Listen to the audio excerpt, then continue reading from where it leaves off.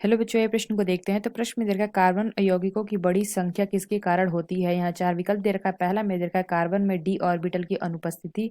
दूसरा दे रखा है पी पाई गुणक बंध बनाने के कार्बन की योग्यता। तीसरा कह दे रखा है कार्बन का छोटा आकार। और चौथा कह दे रखा है कार्बन का श्रृंखलन। तो यहाँ पे हमें क्या दे रखा है, प्रश्न में दे रखा है कार्बन यौगिक की बड़ी श्रृंखला किसके कारण होती है, और यहाँ पे चार विकल्प दे रखा है, तो किसके कारण होती है ये हमें बताना है। तो आइए मुख्य अवधारणा की चर्चा करते हैं। मुख्य अवधारणा, तो प्रश्न में दे रहा है कार्बन, यानी कि कार्बन को हम सी से प्रदर्शित करते हैं। इसका परमाणु क्रमांक होता है 6।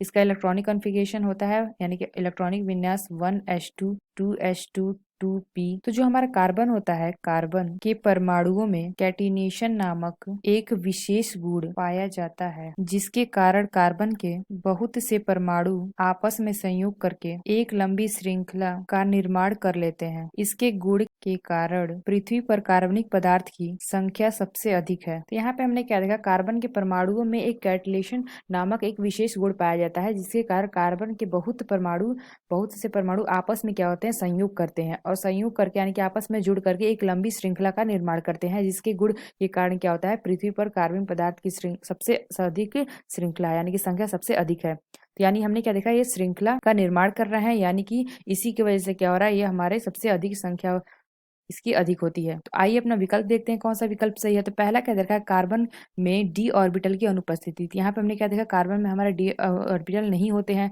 इसके हमारा कोई मतलब संबंध नहीं होता है कि इसकी संख्या इससे के कारण बड़ी होती है, यानी कि हमारा डी ऑर्बिटल से कोई संबंध नहीं, यानी जो हमारा पहला विकल्प है यह विकल्प हमारा गलत होगा।